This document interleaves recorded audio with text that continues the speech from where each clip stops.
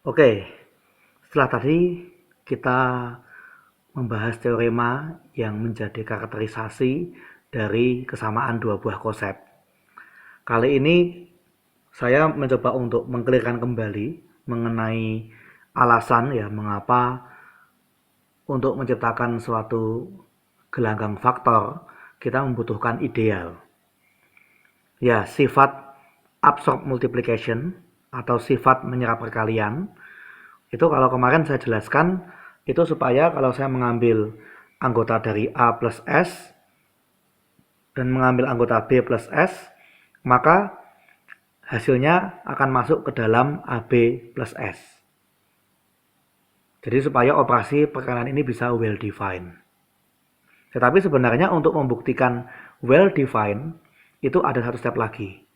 Karena ini kan sebenarnya merupakan uh, ya himpunan ya, himpunan sama dengan satu himpunan.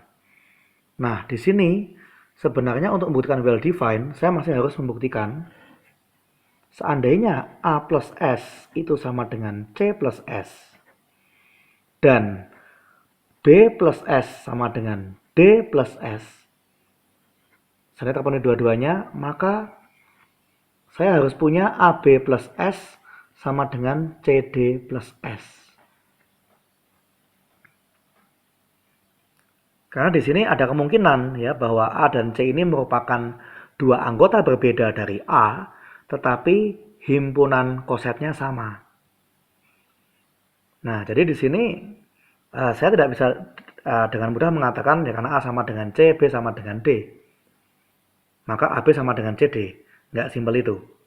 Karena di sini ada kemungkinan bahwa A dan C ini merupakan anggota berbeda dari A, tapi mereka merupakan himpunan yang sama sebagai koset. Dan demikian pula B dan D juga mungkin anggota yang berbeda, tetapi kalau kita pandang himpunan kosetnya akan menjadi himpunan yang sama. Nah, kita ingin memastikan apakah kalau dua hal ini terjadi, maka hasil kalinya akan juga menjadi himpunan koset yang sama. Nah, di sini kalau kita mau membuktikan ini, ya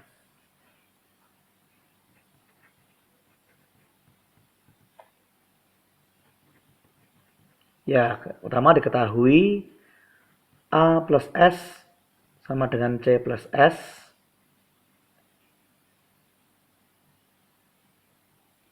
Ya, sehingga dari teorema sebelumnya berarti A min C ini anggota dari S. Demikian pula B plus S sama dengan D plus S, sehingga B minus D juga merupakan anggota dari S.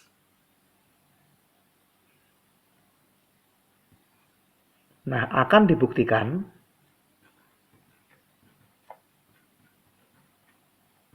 bahwa AB plus S sama dengan CD plus S yang ekivalen dengan AB min CD anggota dari S.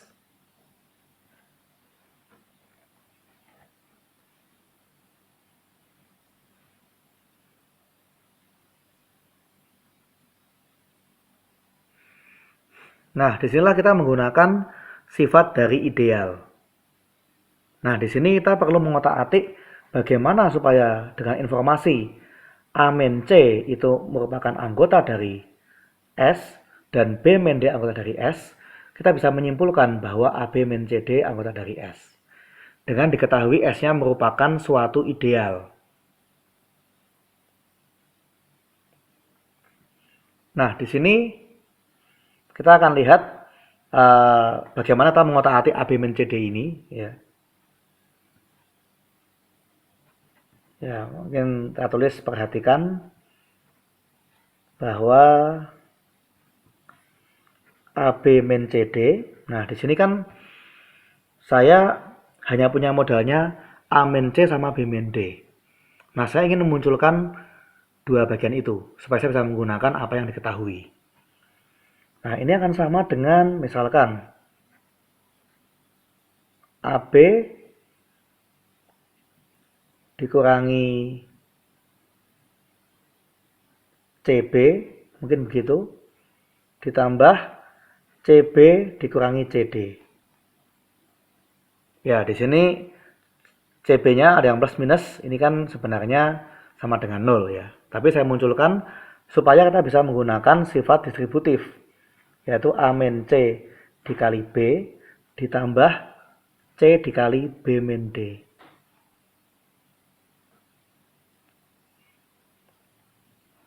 Nah, kita lihat di sini B ini merupakan anggota dari gelanggang A. Dan C ini juga merupakan anggota dari gelanggang A. Tapi A min C anggota dari gelanggang bagian S. Dan B min D juga anggota dari gelanggang bagian S. Nah, disinilah perannya dari sifat ideal, yaitu sifat absurd multiplication. Di sini ya, karena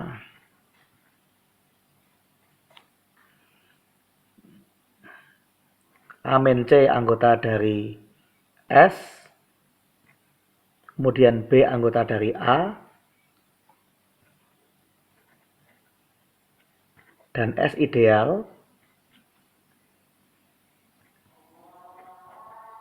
maka A min C dikali B anggota dari S. Ya, jadi anggota S dikalikan dengan sembarang anggota A, hasilnya akan masuk ke dalam S. Kemudian dengan ide yang sama juga, C anggota dari A, kemudian B min D anggota dari S, ini berakibat C dikali B min D juga masuk ke dalam S. Akibatnya, karena dia merupakan gelanggang bagian, karena S gelanggang bagian,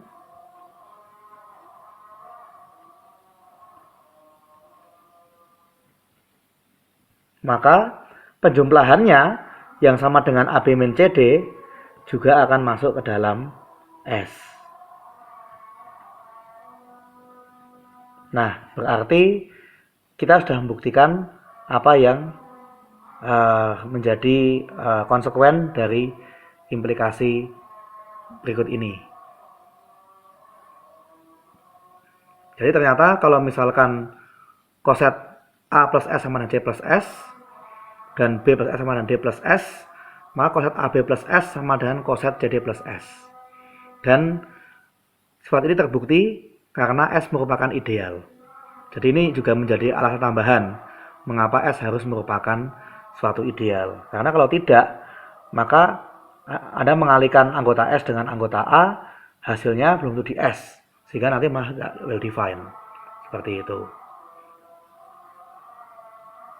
Di sini cukup jelas ya bagaimana operasi perkalian koset pada suatu gelanggang faktor atas suatu ideal itu merupakan operasi yang well defined.